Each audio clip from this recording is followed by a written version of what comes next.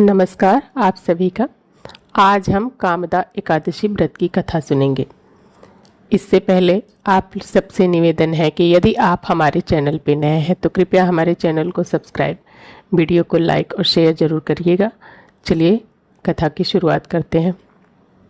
धर्मराज युधिष्ठिर कहने लगे कि हे भगवान, मैं आपको कोटि कोटि नमस्कार करता हूँ। अब आप कृपा करके चैत्र शुक्ल एकादशी का महात्म्य कहिए। श्री कृष्ण कहने लगे कि हे धर्मराज, यही प्रश्न एक समय राजा दिलीप ने गुरु वशिष्ठ जी से किया था और जो समाधान उन्होंने किया वो सब मैं तुमसे कहता हूँ। प्राचीन काल में भोगीपुर नामक एक नगर था। वहाँ पर अनेक ऐश्वर्यों से युक्त पुंडरीक नाम का एक राजा राज्य करता था। भोगीपुर नगर में अनेक अप्सरा, किन्नर तथा गंधर्व वास करते थे। उनमें से एक जगह ललिता और ललित नाम के दो स्त्री पुरुष अत्यंत वैभवशाली घर में निवास करते थे।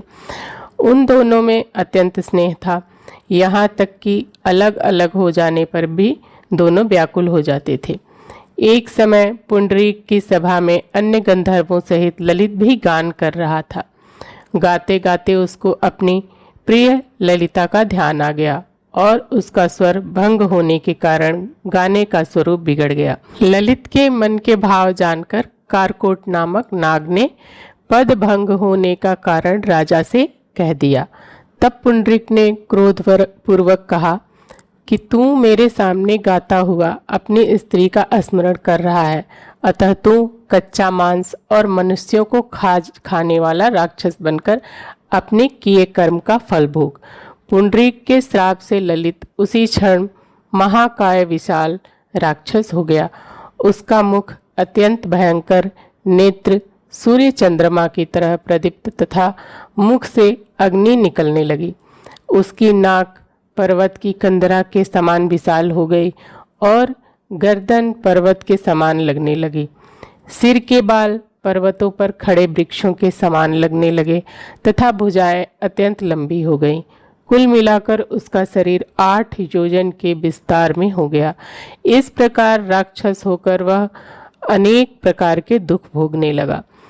जब उसकी प्रियतमा ललिता को यह वृत्तांत मालूम हुआ तो उसे अत्यंत खेद हुआ और वह अपने पति के उद्धार का यत्न सोचने लगी।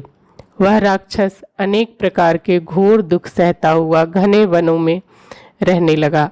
उसकी स्त्री उसके पीछे पीछे जाती और विलाप करती रहती।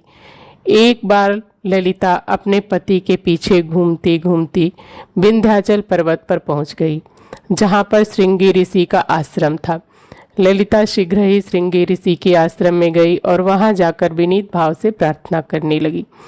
उसे देखकर श्रृंगी ऋषि बोले, हे सुभगे, तुम कौन हो और यहाँ किस लिए आई हो? ललिता बोली कि हे मुनि, मेरा नाम ललिता है। मेरा पति राजा पुंडरीक के श्राप से विशालकाय राक्षस हो गया है। इसका मुझको महान दुख है। उसके उद्धार का कोई उपाय बतलाइए। श्रृंगी ऋषि बोले, हे गंधर्व कन्या, अब चैत्र शुक्ल एकादशी आने वाली है, जिसका नाम कामदा एकादशी है। इस व्रत को करने से मनुष्य के सब कार्य सिद्ध होते हैं।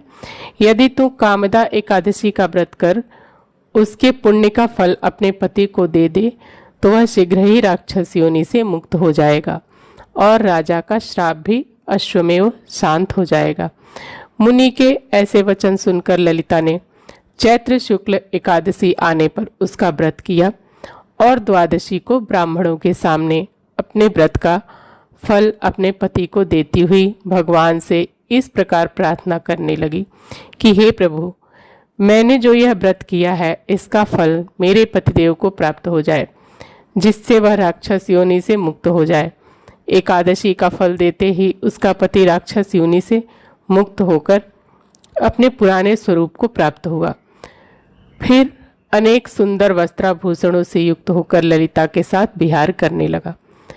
उसके पश्चात वे दोनों विमान में बैठकर स्वर्गलोक को चले गए।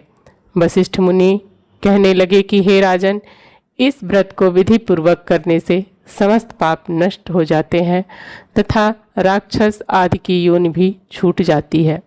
संसार में इसके बराबर कोई और दूसरा व्रत नहीं है।